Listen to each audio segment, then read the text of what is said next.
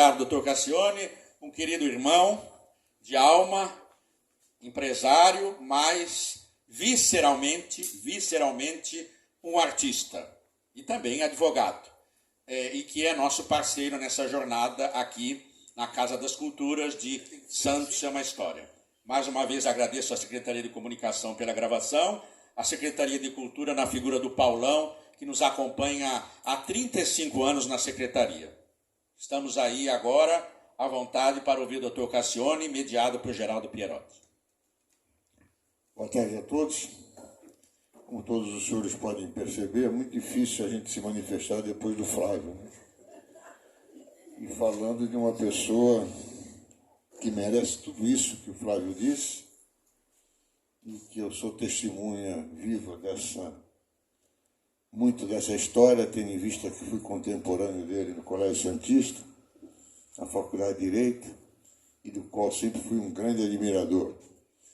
E que para mim sempre foi um paradigma. Penso que muito do que sou, consegui talvez imitando um pouco o Dr. Cassione. Então, eu também estou emocionado com a crônica sobre Elvis Presley, que também fala de um tempo que eu vivi. E antes de começar as perguntas, eu passo a palavra ao nosso homenageado para que ele se manifeste a respeito do que ouviu, a seu respeito, né? E também saudando vocês aqui que nos prestigiam sempre com a presença, especialmente num dia tão importante para a nossa casa como é esse de hoje, com a presença do querido amigo, ilustre tribuno, advogado, radialista, cronista, escritor, professor, repique-mor da banda do Colégio Santista, orador, presidente de diretório acadêmico, deputado, presidente do COTRAN, o que mais que eu preciso escrever? Tanta coisa. Cassione, a palavra é sua.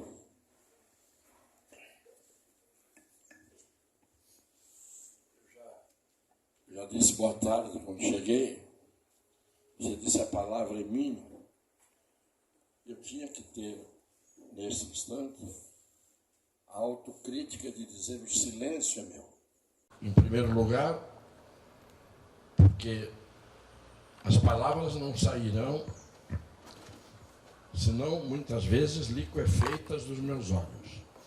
Já começou, e começou desde as primeiras palavras do Flávio, a minha emoção a me turvar a mente, a me acelerar o coração e a me fazer de novo aquele inibido, tímido, hesitante, adolescente, que surpreendentemente está aqui ainda, depois de tanto tempo. E o consolo do tempo que passa é poder estar exatamente aqui nesse instante com estas queridas pessoas, são queridas porque estão aqui. E eu não me imaginava jamais chegar onde cheguei. Tanto no tempo vivido, quanto no que alcancei na vida, num espaço curto que medeia a dor e a felicidade. Mas estou aqui. E já chorei. E peço desculpas porque os velhos não conseguem conter as lágrimas, infelizmente ou felizmente. E o Flávio abriu esse encontro e não precisaria mais do que a abertura dele para me fazer ir tão subitamente, tão rapidamente, tão precocemente à emoção. Que com o talento, com a cultura, com o preparo que ele tem, ele traçou, não nas palavras só que ele proferiu, mas aquilo que eu senti vindo dele, ele traçou uma lembrança em mim mesmo da minha vida. E o cronista é isso. O cronista é o que retrata o momento, e o momento às vezes pode ser uma vida inteira.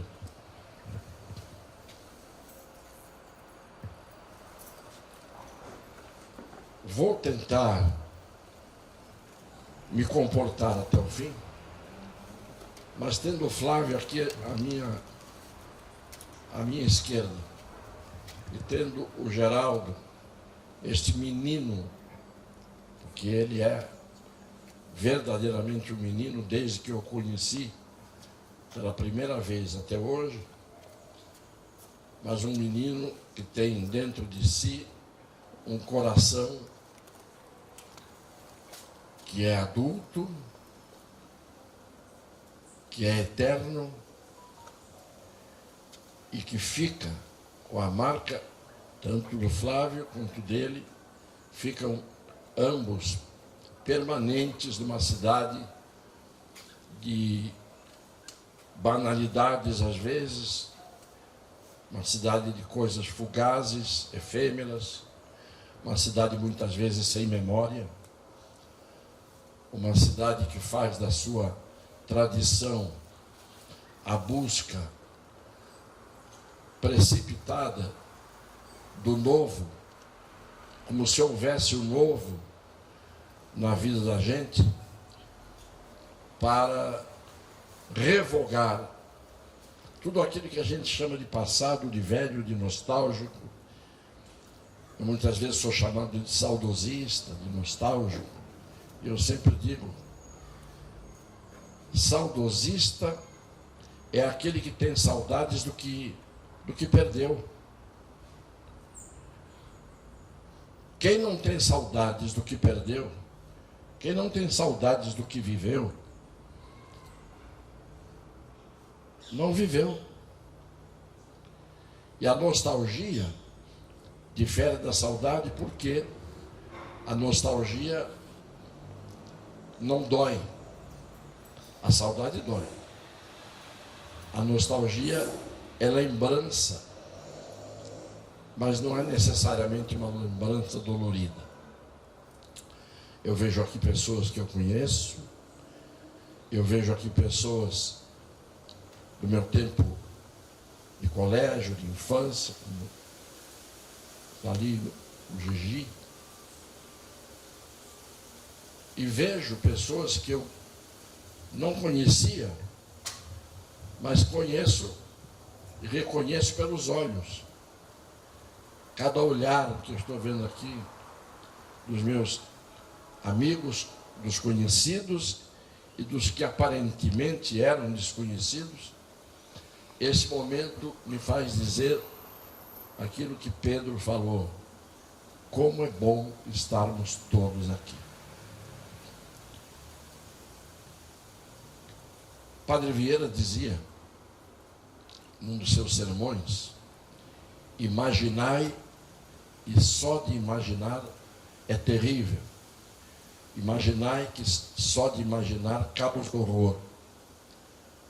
Pois se eu imaginasse lá atrás, no oceano de minhas imaginações, que um dia haveria este momento, e ninguém acredita quanto isto me toca, quanto isso penetra em mim, no meu sentimento, eu teria que dizer ao contrário de Vieira: imaginai, e só de imaginar é sublime. Muito obrigado, Flávio. Brilhante, inimitável, sua individualidade, no seu valor. Muito obrigado, Geraldo. São poucas as coisas na vida da gente que valem a pena. Estar aqui, sem ter estado ainda aqui, estando, já valeu a pena. Obrigado por tudo que vocês me propiciam. Repito, a vantagem de a gente ter a condição de ser um homem antigo. É preciso pouco para consolar, confortar, alegrar e ressuscitar os homens antigos. É preciso pouco. É preciso isto aqui, e mais do que isso seria abundância e excesso. Deus abençoe a todos vocês por esta imensa emoção que eu já senti e pelas que sentirei daqui a pouco, tenho certeza disso. Eu sou um privilegiado. Deus, e na minha fé, minha Nossa Senhora de Fátima e o deram mais. Muito mais do que eu merecia. E eu agradeço sempre. Estou à sua disposição, já. Poxa, eu acho que vale a pena uma salva de palmas, né? Bom, vamos lá. É tanta coisa, com certeza uma hora vai ser um tempo ridículo para tanta história de vida, né? Do professor, do radialista, do cronista, do comentarista desportivo, enfim. Então a gente pode começar, talvez, aqui falando do início das nossas vidas, né? No Colégio Santista, quando a gente via esse casarão fechado, não sabia o que era, tinha vontade, às vezes, de entrar aqui para pegar uma fruta, o bonde passava aqui em frente, e você já se destacava como um brilhante orador. Viu, Flávio? A Casa das Culturas está indo muito bem com tão pouco tempo de existência, já é um fato, já é uma coisa, digamos assim, latente e vibrante na cidade. E sei que você está procurando cada vez mais recursos, mas a gente precisa começar a ter a oportunidade também de, quando apresenta as pessoas e delas vai falando, ter algum telão onde a gente possa apresentar alguma coisa. Porque, por exemplo, se houvesse esse recurso aqui, eu mostraria para os senhores. Não é isso. Eu digo que a gente tivesse uma tela que, enquanto pudesse projetar para a plateia fotos do entrevistado, enfim, alguma coisa, cenas. E se houvesse esse recurso hoje, eu mostraria para vocês uma foto maravilhosa do Vicente, com 16 anos, no pátio, que a gente chamava de campão aqui do Colégio Santista, num púlpito, tipo esses púlpitos antigos da igreja, que tem aquela escadinha de madeira que era removível, aquela escadinha lateral assim de caracol, e ele falando para os alunos todos perfilados, todos de branco, com a farda branca do Colégio Santista, e as mães todas de pais presentes no Dia das Mães, ele falando como orador do Colégio Santista em homenagem ao Dia das Mães. Ali já nascia o grande tribuno, o grande orador, enfim. E depois, ele bonitão, tocando o Repique Mor, da banda tricampeã brasileira de bandas marciais no concurso da Record, no Vale do Anhangabaú. Então, fala um pouquinho, Vicente, do início da sua vida aqui no Colégio Santista, o que te marcou, como isso te ajudou a chegar na notoriedade, no sucesso de vida que você tem até hoje. Você disse que essa casa chamava a atenção e a gente às vezes tinha vontade de entrar aqui. Pois eu e o Ernestinho, do Camiseiro, o querido Ernestinho, colega de classe, Ernesto Carneiro, entramos uma vez aqui. Jogava bem, não tão bem quanto os Gigi, mas jogaram juntos. E nós entramos aqui para fazer uma coisa, nesse dia benigna, que era olhar de perto estes azulejos, coisa que não tinha muito sentido para dois jovens de 17 anos, mas a gente conseguiu entrar. Depois, como os moleques são moleques, não tem jeito, houve uma cerimônia no mesmo dia em que plantaram uma seringueira vinda da Amazônia, com banda de música, banda do colégio, veio a banda da Força Pública, teve uma cerimônia incrível no plantio dessa seringueira, e para mostrar que ninguém escapa de ser moleque, também no pior sentido. O mesmo Ernestinho e eu, não sei se o Gigi estava nesse período no colégio, se lembra disso? Queimamos, jogamos querosene e queimamos a seringueira recém-plantada.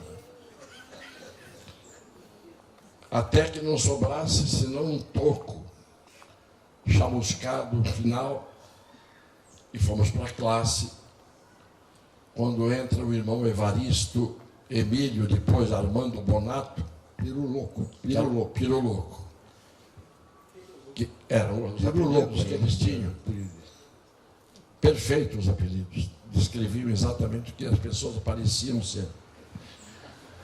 E ele entrou pela classe, ele era o titular da nossa classe, e ele entrou derrapando com a batina e disse: quem foi o canalha que fez aquilo? Aquilo o quê? Todo mundo perguntando. Queimaram a seringueira que nós inauguramos hoje aqui. E eu, que era o orador da turma, o representante, falei: precisamos descobrir de qualquer maneira quem praticou esse ato de vandalismo, essa coisa absurda. Hoje seria preso, né? Hoje seria crime ambiental. Seria. E ele disse: descubram, porque eu vou expulsar quem fez isso. Eu olhei para o Ernestinho, ele olhou para mim, e nunca descobriram quem foi. Porque nós tínhamos a aparência de serem homens justos, bons e decentes. Mas nós contamos, eu contei, porque o Ernestinho já não estava mais conosco, eu contei quando ele veio, depois de muito tempo, naquela exibição da Banda Master. Ele disse... Só conceito, pondo dentro do conceito. Depois de muitos anos, nós já adultos, pais de filhos, tudo, advogados, médicos, a gente reuniu a banda antiga, com os mesmos instrumentos que a gente tocava quando era adolescente, e fizemos uma exibição aqui, tocamos inclusive no dia do Boqueirão, os veteranos. E nós convidamos o irmão reitor, que já estava retirado, que já estava aposentado, mas ainda era irmão marista, e ele veio do Paraná, onde ele morava, velhinho. É isso que o Vicente está se referindo. 30 anos depois, ele voltou para presenciar esse momento dos velhos alunos se apresentando na banda. E quando nós estávamos no palco ali, eu disse para ele: irmão Evaristo, que eu chamava de Evaristo, não lembrando que era o nome verdadeiro dele, que eles tinham um nome de guerra, os irmãos. Nós descobrimos quem tocou fogo na seringueira. Ele disse: quem foi? Falei: eu e o Ernestinho. Ele me deu um abraço, começou a chorar, não me largou, e chorava como criança, e eu também. Essa foi a expulsão que lá atrás ele prometeu e que ele retribuiu o nosso gesto de queimar a seringueira com lágrimas e amor. Então, o Colégio Santista foi, para muita gente, um exemplo. Foi um início de construção e de formação, mas para muita gente não. Para muita gente não. Muita gente que passou a ter, inclusive, dificuldade de encontrar-se consigo mesmo por algumas injustiças que o colégio fez com alunos que não tinham a condição de ser uma elite financeira. Então, o bullying que todo mundo hoje menciona era terrível. A calça dos adolescentes encurtava. E não era a calça que encurtava, nós é que crescíamos. E aí, o que fazia a minha mãe, que não tínhamos dinheiro para trocar o uniforme? Soltava a bainha. e soltando a bainha, ficava de duas cores. A parte que estava exposta há muito tempo era mais clara, e a parte que estava dentro da bainha era da cor original. E a gente andava com aquilo aí por cima, curto, de duas cores, sob a censura satírica das meninas do liceu, ali, do Coração de Maria e do São José, quando a gente passava no bonde. E os próprios colegas, nossos queridos colegas, assim, aí macaco, vai pegar o cipó para ir para o morro? Por quê? Porque a gente era considerado habitante do morro, e isto era um preconceito, uma ofensa, porque pegávamos o bonde que tinha reboque. Os bondes que tinham reboque é os que iam para os bairros pobres. E eu morava no Marapé. Então, diziam, pescador de siri, calça curta, não é? Alguns não venceram isso. Eu não vou dar nomes de figuras maravilhosas que depois tropeçaram na vida com as marcas do bullying, do preconceito que havia. Eu tive o privilégio de, apesar de ser um dos maloqueiros, como nós éramos chamados, tive o privilégio, porque a gente saudava o morador, as pessoas, e tocava na banda, e tinha um certo destaque. Então, não éramos tão discriminados. Vamos ficar com essa palavra. E eu digo que, apesar de tudo isso, devo ao Colégio Santista e à formação que alguns irmãos, que eram os professores da época, específicos, me deram,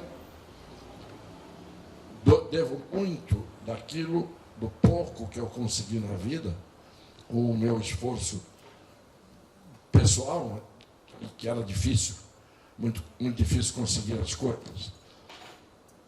As coisas que eu digo não do ponto de vista material, eu digo do reconhecimento de cada um como sendo igual aos outros. Porque as desigualdades existiam. Então eu falo do colégio com a sinceridade e a franqueza de quem viveu nele e de quem viveu momentos indizíveis, maravilhosos, e momentos de dificuldade, de dor e de discriminação. Mas o saldo, indiscutivelmente, da grande escola marista foi muito positivo. É isso. Então, e você depois teve a oportunidade de devolver, né, para essa comunidade, para essa sociedade, um pouco daquilo que você conseguiu, né, que você mencionou. Ou seja, você se tornou professor do curso secundário do Colégio Santista. E talvez isso tenha sido o embrião para você depois se tornar um professor universitário. Que você veio a ser professor de Direito, na Faculdade de Direito da Unisantos, e na Faculdade de Comunicações, se não me engano. Você foi professor durante muito tempo. De Direito eu lembro bastante. Você foi muitos anos professor. 38 anos. Quanto? 38 anos. Entrei com... Então fala um pouco dessa experiência de ser professor, né? Quanto isso te fez feliz de poder participar, devolver um pouco para a sociedade o que você auferiu dela, enfim, eu acho que isso traz uma grande... Quantas gerações, né? Quantas gerações passaram, porque eu comecei muito novo, 26 anos, dando aula na Faculdade de Direito. Naquela altura, ninguém com menos de 30, 35 anos era aceito na Faculdade de Direito. E eu comecei graças a uma figura, porque a gente pensa que na vida a gente se faz sozinho, quando na realidade a gente é o produto da construção de pessoas que às vezes com uma palavra, com um gesto, colocam você muito mais para cima, te elevam, e quando você está no alto, você diz assim, olha como eu consegui subir. Quantas asas a gente recebe dadas por tanta gente que voou mais alto e poderia voar mais alto e não voou.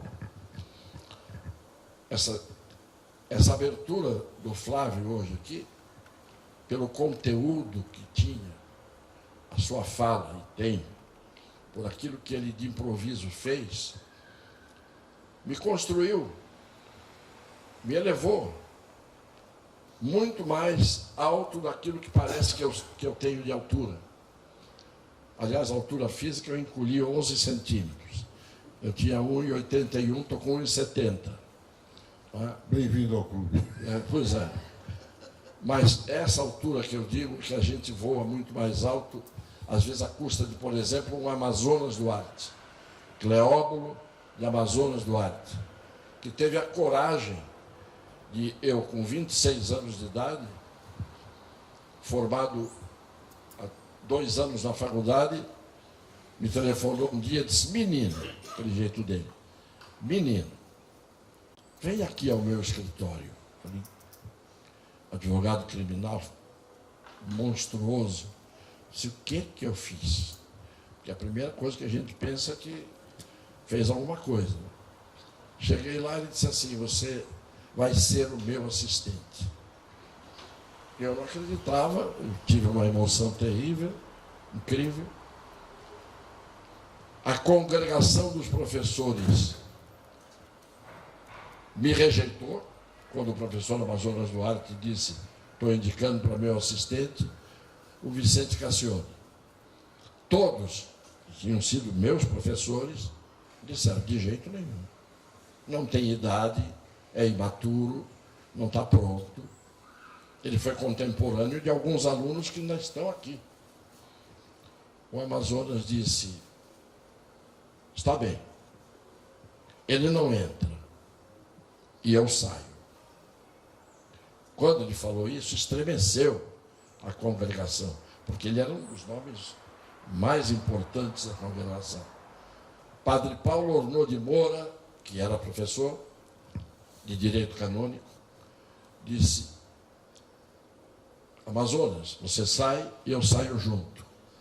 E o Padre Paulo, que tinha sido meu professor aqui no Colégio Santista, depois demos aulas juntos, aqui no Colégio Santista.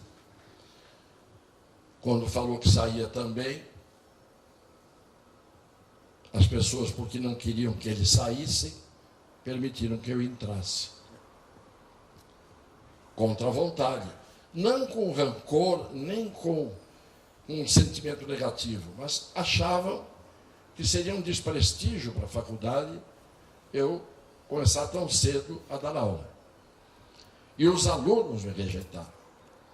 Porque no primeiro dia de aula, quando o Amazonas ia me levar para a classe, e quando eu conto essas coisas, eu gosto de contar essas coisas para os jovens, para mostrar aos jovens como a vida tem tantas portas fechadas que a gente precisa abrir. E abrir, às vezes, com a ajuda dos outros. Para estimular os jovens a acreditarem que eles são capazes. Sim. Porque com aquela porta fechada, eu disse para o doutor Amazonas: doutor Amazonas, deixa. Tudo bem, mais cedo ou mais tarde, talvez o senhor me chame, mas deixa. Ele disse não. Chamou o Jaldo, que era o Bedel, chamou o seu Rolo, disse: eu quero esta porta aberta em 3 minutos. E em 3 minutos a porta estava aberta. Quando nós entramos na classe, toda a classe estava voltada para a parede no fundo, de costas para a cátedra. Todos. E eu me lembro que eu tremia e o queixo, de nervoso, batia o dente, angia mesmo. E eu disse: o que eu estou fazendo aqui? E o Amazonas disse: virem-se para o professor que entrou aqui. E ele tinha uma autoridade moral, porque a autoridade moral é que é importante. As autoridades supremas, às vezes dos supremos, que se acham superiores, muitas vezes não é moral. A do Amazonas era. Ele virou e disse, virem-se. Todos se viraram. E eu tenho a fita gravada até hoje da apresentação que ele me fez. De mim. Disse, eu trago aqui hoje um aluno, que foi meu aluno, que era impertinentemente perguntador, no início com umas perguntas canhestras e cretinas. Assim foi minha apresentação. Depois, aos poucos, ele foi indo, e eu estou trazendo hoje aqui porque eu confio na sua competência e sei que ele vai seguir uma trilha que vai mais longe do que esta tarde de sábado aqui nesta faculdade. E vou deixá-lo com os senhores. E saiu. E eu me vi diante da classe, ainda por cima, com um tema que era crimes contra os transportes. Ainda se fosse começar pelo crime de homicídio, do código, né? Não, já estava naquele capítulo. E foi uma coisa horrorosa, a aula, mas Deus sabe o que faz. Eu fui andando e cheguei onde cheguei, com muitas ajudas, muitas, de gente do Brasil, gente importantíssima do Brasil, desde o Nelson Hungria, que foi um dos maiores, que me ajudou muito, ele, e tantos outros, um Everardo da Cunha Luna, do Recife, um dos maiores penalistas que eu conheci, gente que ninguém conhece. Começamos eu e o Damásio juntos, Damásio, evangelista de Jesus, que foi em Graxate, que entrou para o Ministério Público e tinha um único terno. E nós estávamos no primeiro congresso em que fomos, e ele dizia, eu só tenho esse terno. Eu falei, eu só tenho esse. A gente pegava o terno, eu pegava o terno, levava na tinturaria na sexta-feira, e a japonesinha da tinturaria no domingo me devolvia para eu na segunda poder estar de novo vestido de terno. Que não havia dois, havia um só. Então, os alunos que eu mais amei foram os daqui. Porque os daqui tinham 13 anos de idade. Eu tinha 23. Eu era homem, eu ia casar. E eles eram adolescentes. Hoje, quando a gente se vê, eles têm 73, eu tenho 83. E há alguns que dizem assim, eu vejo de repente apareceu um velhinho na minha frente, ele fala, o senhor sabe quem eu sou. Claro, ele pensava isso. E eu dizia, você é o Gilvan da Costa Ferro, que é hoje um dentista, tem 73 anos de idade. Ele começa a chorar, e eu também, várias vezes aconteceu isso, porque esses meninos aqui, ele era mais novo que eu, tocava na banda já, e eu era instrutor da banda, depois fui instrutor da banda aqui do colégio. E, primeiro dia em que eu fui instrutor, eu pensei que eu ia apanhar do grupo desses grandões, porque eles eram maiores do que eu. E tocava bumbo.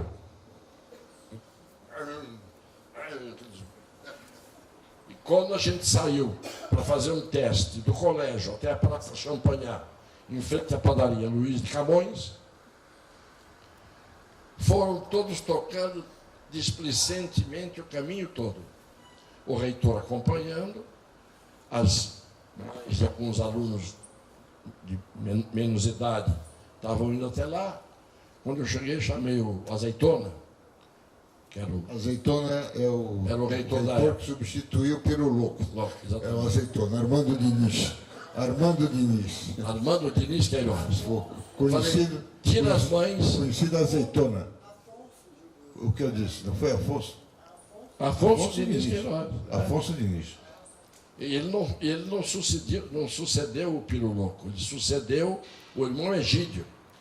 O irmão Egídio sucedeu o Piruloco. Ao contrário. Foi ao contrário? É. Então tá certo. O Piruloco sucedeu O Egídio e o Afonso Diniz sucedeu. Confio mais na sua memória do que na minha. Aí eu disse para o reitor, tira as mães daqui, todas, afasta, o senhor também sai, que o que eu vou dizer aqui vai ser impublicável. Na praça. O que você vai fazer? Eu falei, vou me dirigir a essa turminha aqui, brejeira, frívola. Me ajuda num sinônimo desse, você? Frívolo, brejeiro. Aí eu disse, o que vocês estão fazendo aqui? Inconsequente. Todos com um tamborzinho na mão. Pândego, perfeito, pândego. Quem usava essa palavra pândego era o Amazonas Duarte nas aulas. Todas para o paroxítono. Era. E ele dizia, vocês são uns pândegos. Olha, muito bom. Você lembrou. E aí eu disse, o que vocês estão fazendo aqui? Uns cavalões desse tamanho, o pessoal do Bumbo, Marco Antônio, aquela turma toda. Claro que você também estava. Fazendo o quê? Todo mundo fazendo um tamborzinho. Andando na rua, desde o colégio até aqui. Cacaio. Acho que Cacaio também. Cacaio. O que vocês estavam fazendo? Prieto. Acho que o Prieto. Eu disse, o que vocês estão fazendo aqui? Vocês não têm vergonha? Pendurar tambores, soprar cornetas, andando na rua, blim, blim, blim, blim, blim. Falei, no meu tempo, a gente saía com os dedos sangrando, saía a pele da mão da gente. Vocês são um bando de maricas. Uns menininhos mimados. Tenho vergonha de ter tocado nessa banda, vendo o que vocês estão fazendo hoje. Vamos voltar. Deram o toque. Já a primeira batida no bumbo, já fez um estrondo que dava para ouvir na cidade inteira. Saíram, voltaram para o colégio, até o colégio, tocando de uma forma impressionante, porque você tem que mexer com os brios dessa molecada, né? Esses pândegos. Dos pândegos.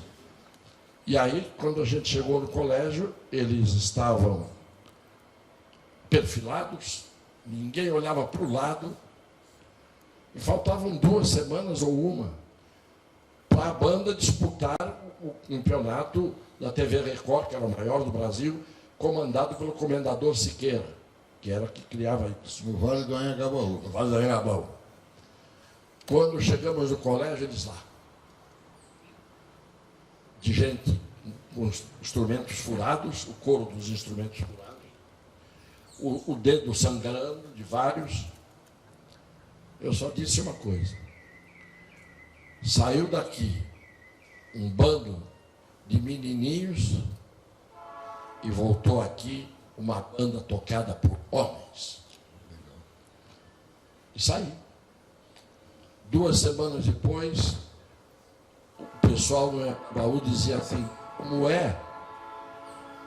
como é que esta banda tem essa disciplina, tem esse garbo, toca desse jeito? As pessoas perguntavam, inclusive, que eles passavam de patim para fiscalizar o antes no desfile. Por quê? Porque eram meninos espetaculares. Por isso que eu digo que eu amava essa meninada, porque eles eram puros. O aluno, na faculdade de Direito, tive maravilhosos momentos, maravilhosos alunos, mas havia aqueles que entravam na faculdade já achando que já eram melhores do que os mestres. No final do primeiro ano, o senhor já achava que eram os mestres. E os meninos do ginásio não, eram puros. E essa pureza me marcou muito. Tá? Mas a faculdade é que me fez depois ter uma dimensão que eu nunca esperava ter, graças à qualidade dos alunos que a faculdade de Direito tinha. vou fazer um comentário enriquecedor para passar também a vocês, e com toda a liberdade, Dr. Cassione, continuar discorrendo, porque há o nosso apelo, e foi apelo de muitos companheiros aqui da Casa das Culturas, foi feito convite, não é? Mas era inevitável, como diz o Dr. Vicente Cassione, Santos é uma cidade desmemoriada. O Brasil, é um eufemismo, tem pouca memória, mas nós aqui somos o berço, 500 anos. Eu tenho como dois dos maiores tribunos da segunda metade do século XX, entrando para o século XXI, no caso do Dr. Cassione, Antônio Feliciano e Vicente Cassione. Eu vou comentar algo que é bizarro, que é triste. Antônio Feliciano não é nome de rua em Santos. É nome de uma ruela por concessão ao lado da Concha Acústica. Ou seja, como nada que liga nada ao nada. Não é? O Antônio Feliciano que nos deu a autonomia, porque Santos foi cassada 2 vezes. Ou melhor, Santos não votava para prefeito. Nós devemos a nossa autonomia de voto, de cidade como cidade, ao doutor Antônio Feliciano. E era um leão no júri. Santos não deu, não tem o nome de rua Antônio Feliciano. Muito bem. Eu quero sapear para reforçar toda a importância desse encontro.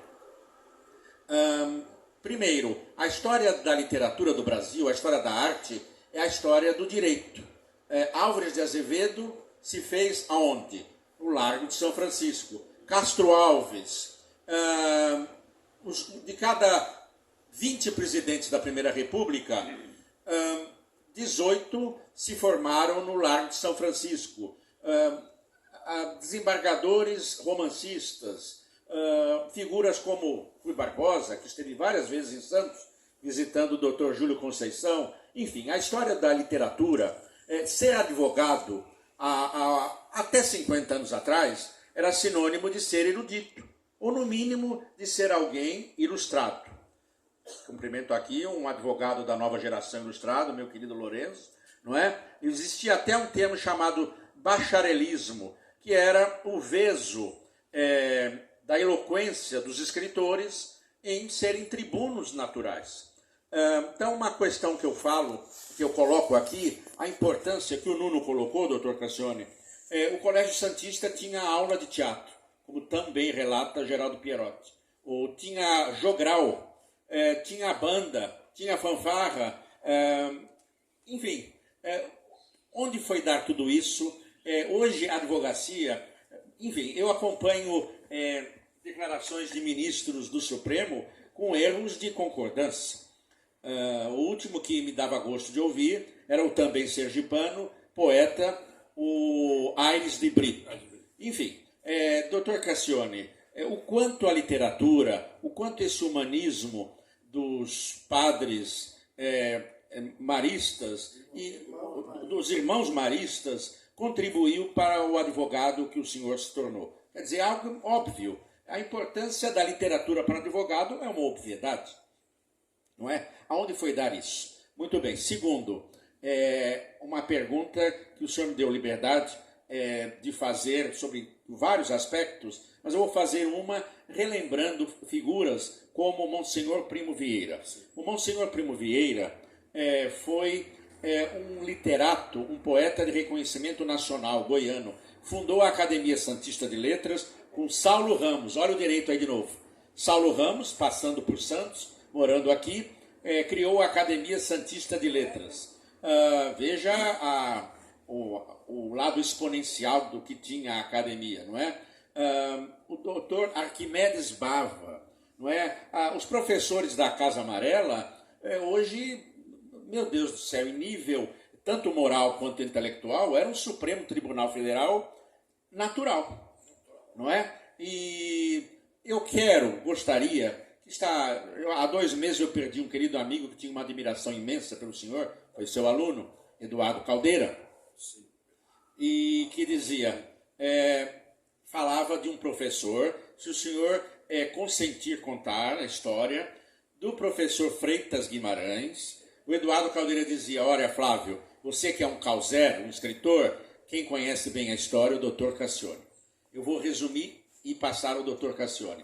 Um professor que foi abduzido por um disco voador e que contava em sala de aula, de maneira minuciosa e convincente. E ele tem um homem de uma seriedade, enfim, pai, marido, esposo, que teria sido abduzido por um disco voador. Olha, Flávio, você primeiro tocou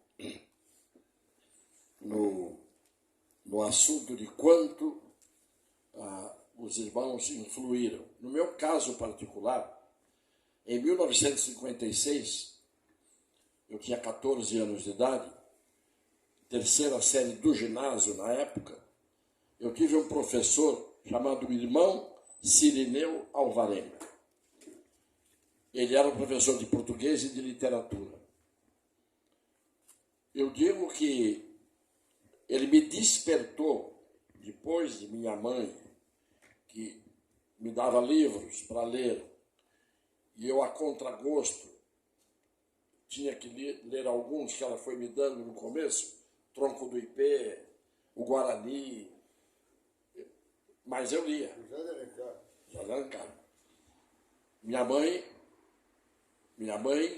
me empurrou conhecimento goela abaixo com as colheres de cálcio genol e de emulsão de Scott. Não, biotônico já foi mais para frente. É para você. Ela me deu tanto cálcio que hoje eu tenho cálcio nas carótidas, na artéria aorta, nas coronárias. Verdade, constatado nos exames. Porque era para não quebrar osso. Então, realmente nunca quebrei. Nunca quebrei. Agora, esse irmão, ele era tão brilhante, ele era de uma cidade de sul de Minas chamada Machado.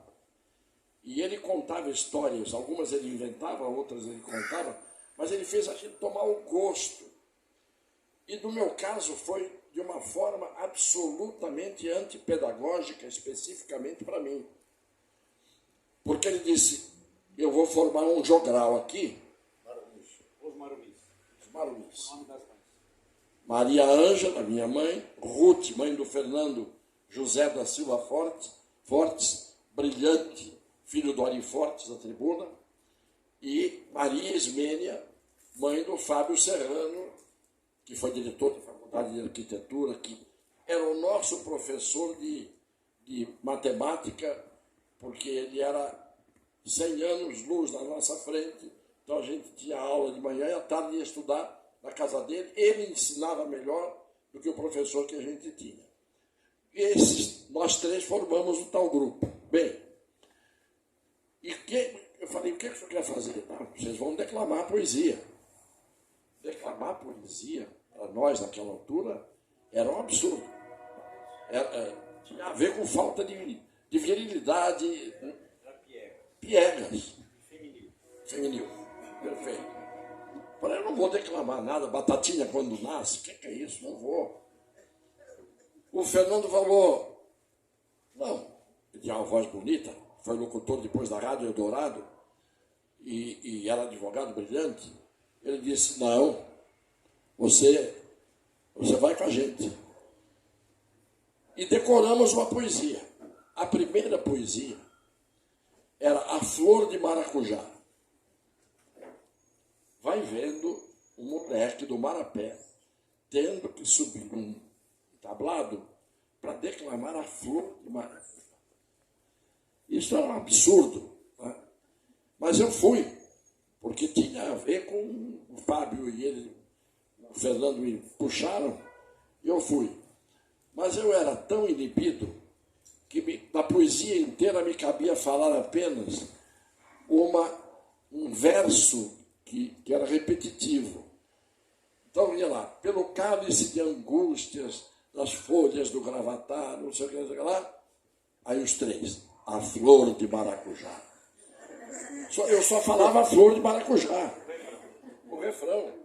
Por quê? Porque eu não conseguia, eu me inibi.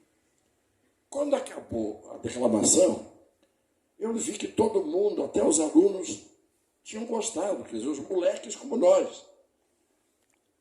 E eu gostei, eu vi beleza naquilo. Aí, segunda poesia. Tem a ver eu dizer isso, porque veja como é a vida. O Canto do Piada, Antônio Gonçalves Dias. Cabia a mim aí já uma estrofe, não mais verso.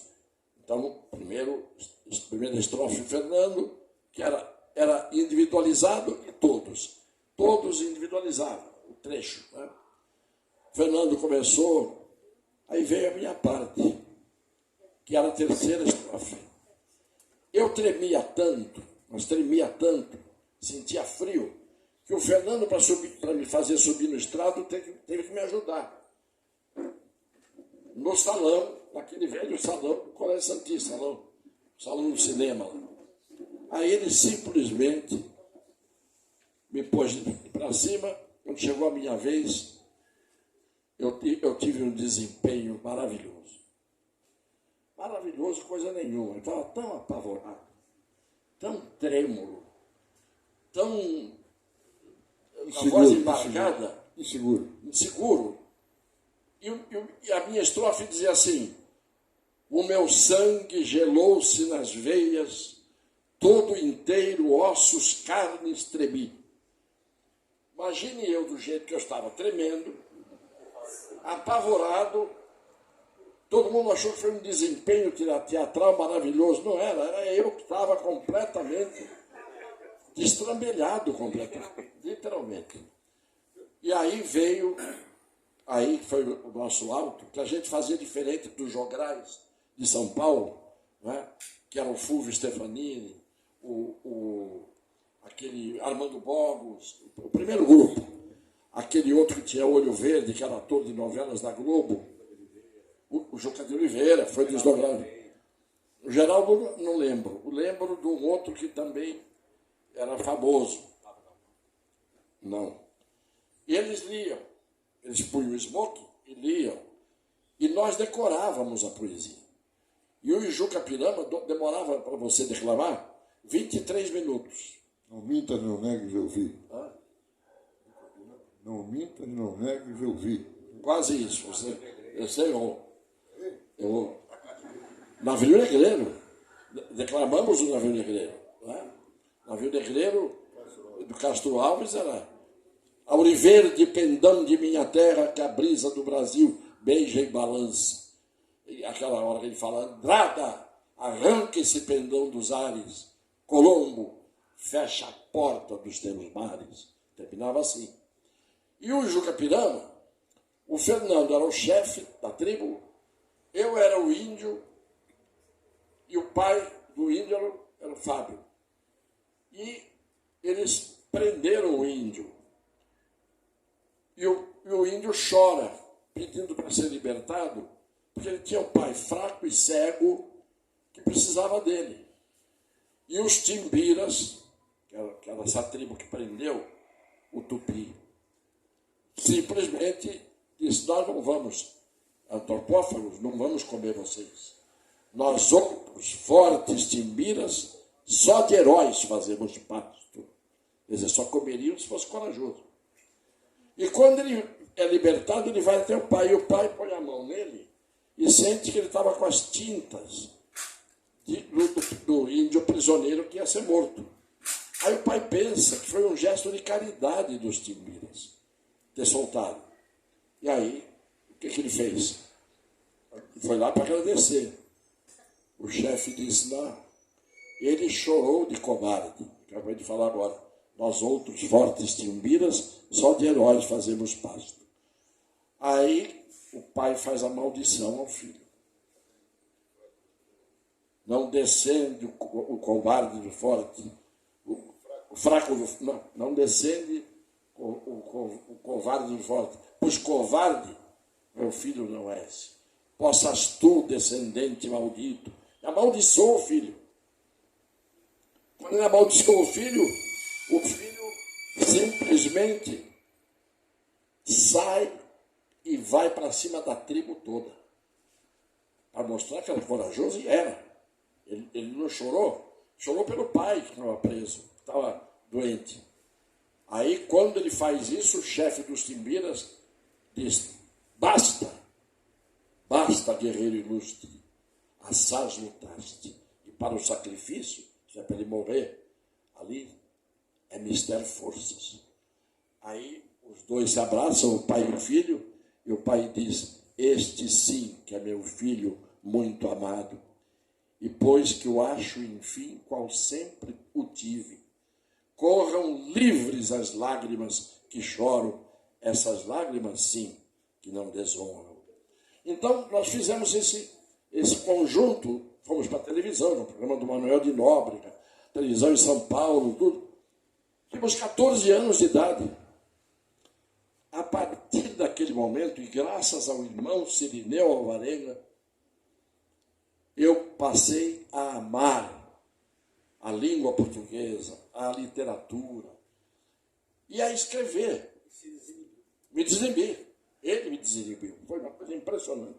Que eu digo, quantas asas que a gente tem, né, que são asas que os outros põem na gente.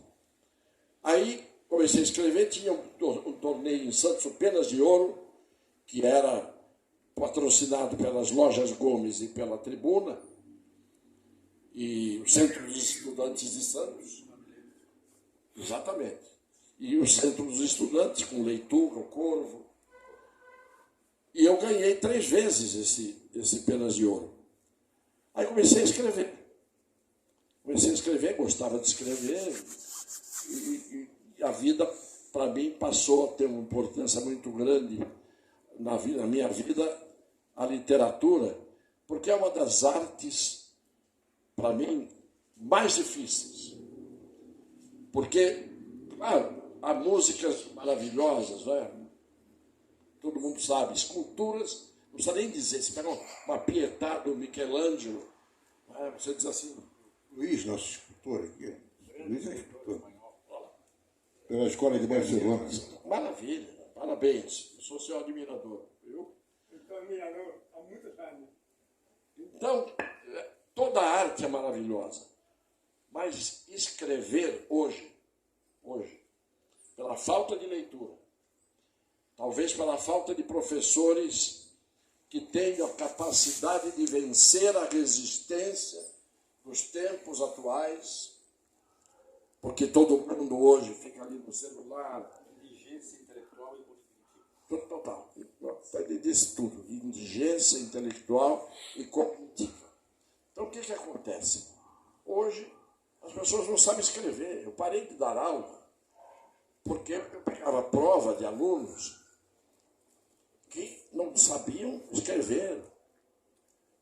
E isto existe hoje na advocacia, na magistratura, no Ministério Público, para não falar do Supremo Tribunal Federal, que eu conheço todos.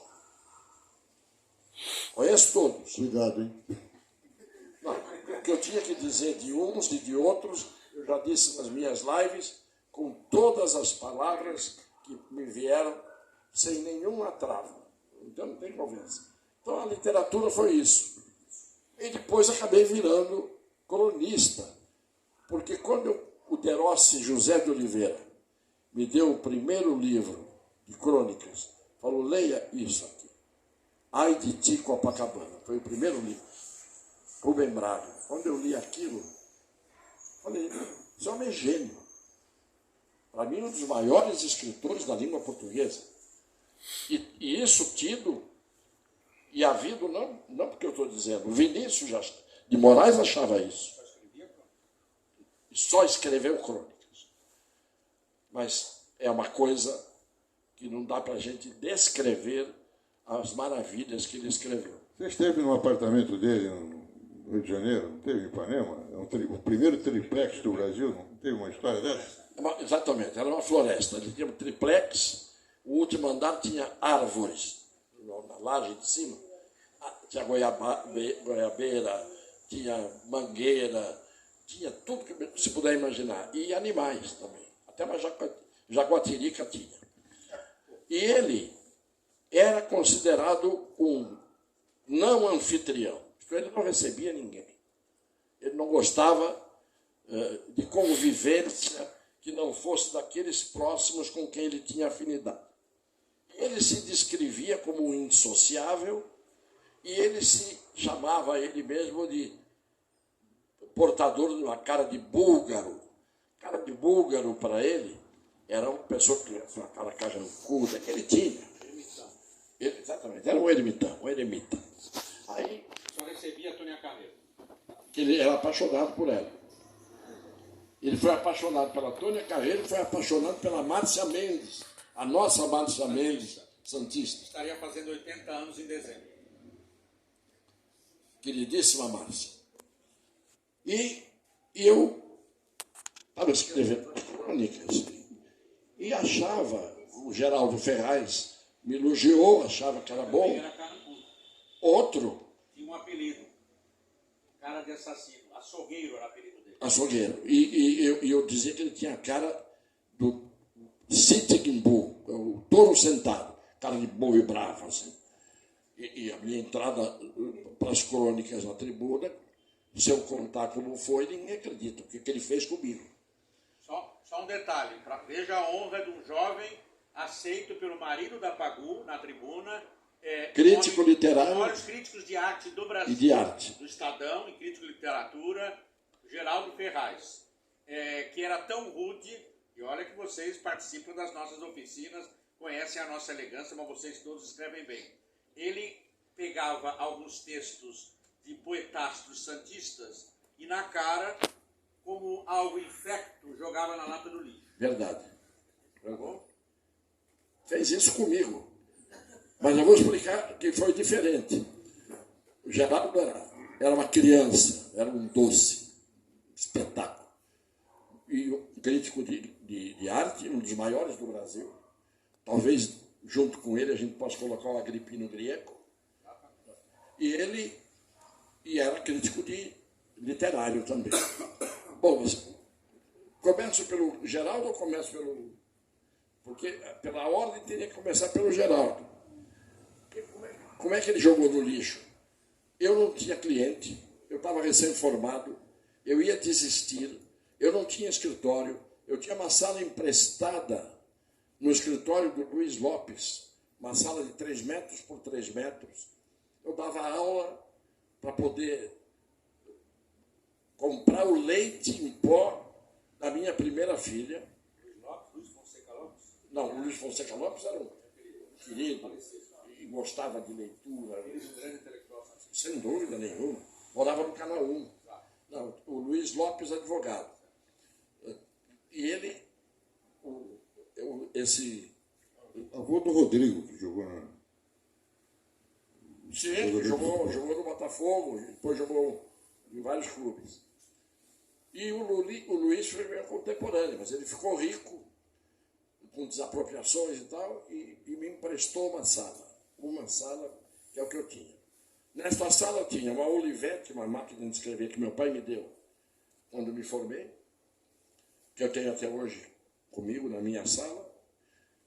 Tinha um solitário que a minha mãe me deu de vidro para enfiar uma flor dentro, e às vezes não tinha o dinheiro para comprar a flor para pôr dentro. Um sofá com um furo, com a mola aparecendo, e um quadro do San Severino, que era um gênio nas marinhas, que me deu de presente esse quadro. E eu, desesperado, falei, eu tenho que escrever alguma coisa sobre direito, para me tornar conhecido. E fui da pessoa publicar, porque a tribuna publicava texto de jurídicos aos domingos. E tinha uma página literária também aos domingos, onde escrevia o Drummond, Carlos Drummond de Andrade, todo domingo. Aí eu dei aquele texto jurídico, ele falou, passa aqui quinta-feira. Quinta-feira eu fui lá, seu Geraldo, que é? Seu Geraldo, o que é? Falei, o senhor chegou a ler? Li. Posso falar a palavra que ele disse? Li, aquela merda que você trouxe. Falei, eu estou diante de um louco. Um louco, você falou, meu assassino. Falei, o que eu estou fazendo aqui, meu? Já ia saindo, né? Falou aqui. Isso que você trouxe, ó. Rasgou em vários pedaços e jogou, como você disse, naquela lixeira de madeira que ficava nas redações de jornal. Era uma lixeira de madeira. Jogou. Eu não sabia se eu chorava, se eu batia nele, porque o impulso de bater eu tive. Eu não tenho vergonha de dizer, eu bati em promotor, bati em juiz, bati em desembargador e bati em delegado, na minha profissão. Porque não se davam o respeito, não me respeitaram, e há em determinados momentos que o marapé vinha. Emergia o marapé. O negócio era resolvido na base da força bruta. Para mim é Vila Punho Matias. já na cara de campo. Para mim é Vila Matias. Então, eu falei, mas eu vou fazer um negócio desse aqui, não tem como. Eu ia saindo, ele falou, ô jovem, onde você vai? Estou indo embora. O senhor rasgou, chamou de merda, rasgou, jogou no lixo. Eu estou indo embora. Eu não posso ir embora? Não. Escute o que eu vou dizer. Escreva uma coisa mais amena e me traga. Eu disse, o que o senhor quer dizer com mais amena? Não quero dizer nada. Se você não sabe o que é mais amena, não precisa escrever coisa nenhuma. Impressionante. Aí eu saí. Saí e fiquei pensando, eu acho que ele gostou do meu texto, porque eu escrevi um texto que, apesar de jurídico, eu floreei com literatura que saía natural de mim, não tem jeito. Nas minhas petições, eu sempre coloquei isso. O cronista está em todo lugar, não tem jeito, não é, Flávio? E o poeta dentro do cronista.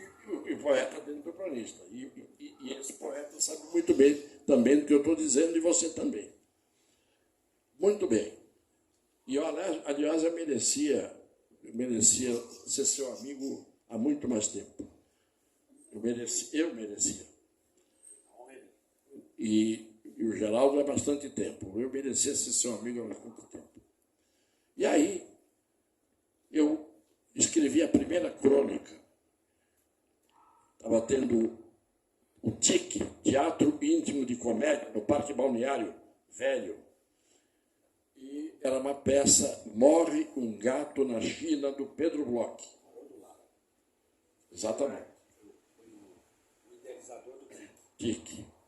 E a peça... Onde se apresentou o Canto Livre, onde Sim. seu irmão tocou. Meu irmão tocou bateria E no eu Canto Livre. declamava junto com Simone, com o Gato. Você estava lá. E aí, daquele TIC eu assisti a peça, e a peça contava a história do Gastão, que era uma pessoa que tinha pena de tudo, piedoso, tinha pena de tudo. Tinha pena até dos gatos que morriam na China. E quando eu saio, comovido depois de ver a peça, eu olho para o outro lado da Avenida da Costa, ali no Atlântico, Lambretas, que eram os playboys de Lambreta, todo mundo tomando lá uns negócios e tal. Eu digo, tinha 3, 4 pessoas aqui dentro para assistir essa peça. E ali aquele monte de gente alienada que não sabe a beleza que está aqui dentro. Não é? E aí escrevi a primeira crônica, Crônica aos Moscos. Levei lá. Senhor Geraldo, o senhor falou para eu escrever uma coisa mais amena, eu acho que eu consegui fazer isso aqui. Deixa aí. E sai que eu estou atrapalhado. Saí. Domingo, eu morava com meu pai e minha mãe, não tinha casado ainda. Domingo, meu pai dá um grito. Filho, saiu a sua crônica.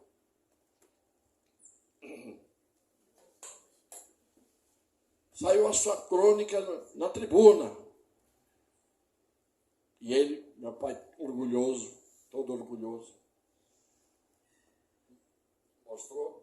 Estava do lado do Carlos Drummond de Andrade, a dele, a minha do lado, nem eu acreditava. Aí foi aquela emoção em casa.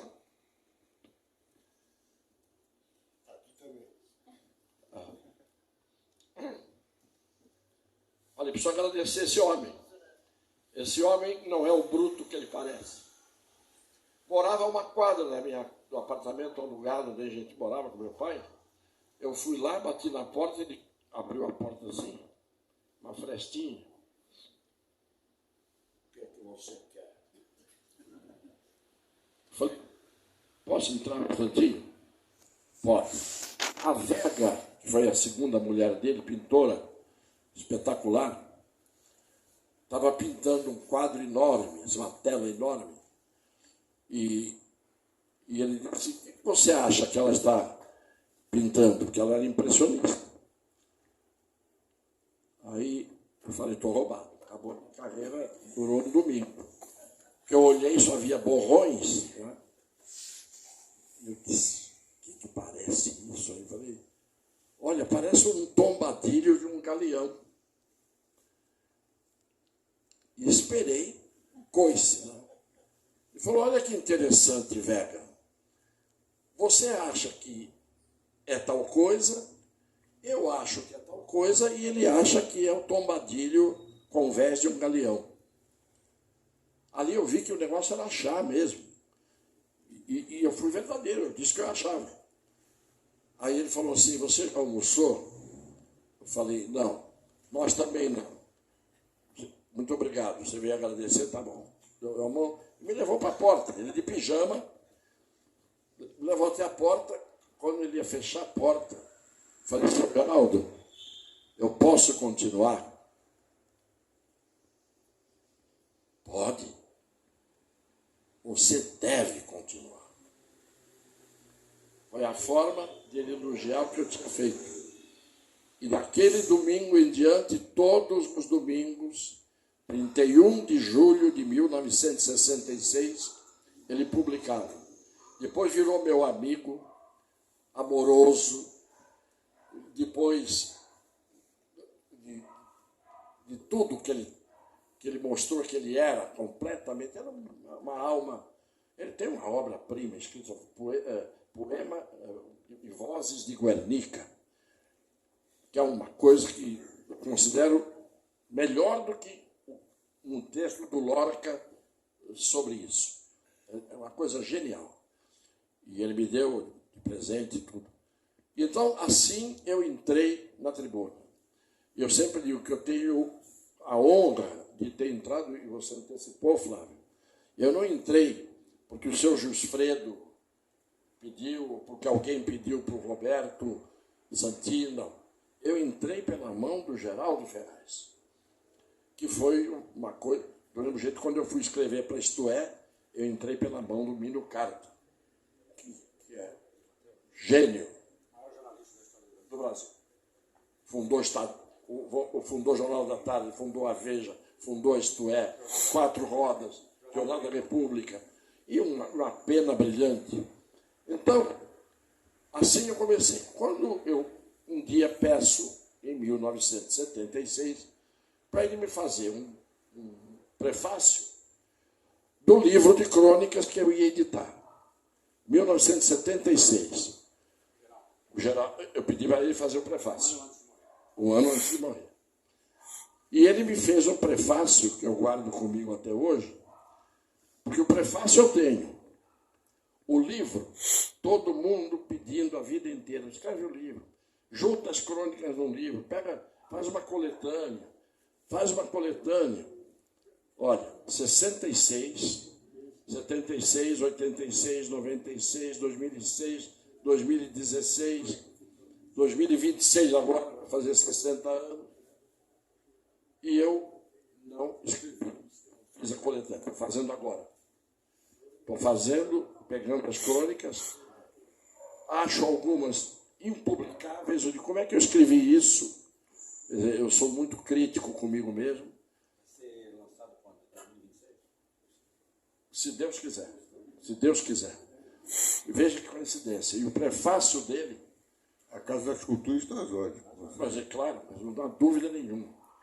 E eu acabei por pegar esse prefácio, guardei, e eu digo, eu não vou publicar esse prefácio, porque no prefácio, ele, como gostava depois tanto de mim, ficou tão paternal comigo, ele escreveu as coisas absurdas ali. Ele me compara com o próprio Rubem Braga, ele me compara no texto. Ele fala, o Drummond tem a característica tal, o Rubem isso e o Cassione aquilo. Não, ele falou desses que eu estou dizendo. O Rubem, o que eu falei, o Drummond, Machado de Assis, meu Deus do céu, um prefácio dele. Está guardado comigo aqui. O papel está amarelado e eu não fiz o livro até hoje. Algumas pessoas dizem assim, o Cassione é vaidoso. Mas nós precisamos do livro. Pois é. Eu confesso que vivi de um grande cronista brasileiro. O senhor precisa lançar. Confesso que vivi. Olha que título. É do Neruda. Neruda. No seu caso. Meu Deus, quantos leitores novos não podem prescindir desse livro? Agora todo dia eu sento ali no computador, é mais fácil que a gente deleta, e estou mudando algumas coisas, umas frases. Principalmente as crônicas parisienses. É. Você chama de parisienses pelo seu apreço e conhecimento de Paris. E por momentos... Onde teve um dos eu maiores vivi de casos, sonhos. que a gente não sei se vai dar tempo, não falamos do advogado ainda, porque ele teve um caso internacional, entre outros, que foi a defesa da técnica da Agone, quando houve aquele... A casa da Renata Gomes. Mas, só para terminar, o Rubem Braga. Falei, eu vou falar com o Rubem, que eu quero conhecer o Rubem. Mas eu sei que ele não vai me receber. Mas eu vou. Peguei um avião, fui para o Rio de Janeiro, fui lá para Barão da Torre, cheguei no Campainha. Quem é? Falei, olha, eu sou um advogado de Santos que tem o senhor como o maior escritor que eu já li a língua portuguesa e estou aqui só para ver o senhor. Com silêncio, assim. Daí a pouco, pode subir. Subi. Ele abriu a mesma coisa como o Geraldo Ferraz. Abriu um pedaço de porta assim, com aquela cara de búlgaro mesmo, aquele bigode. Olhou para mim, de cima e embaixo. Pode entrar. Eu entrei. Ele deitou na rede. Eu sentei numa cadeira, essa tipo diretor.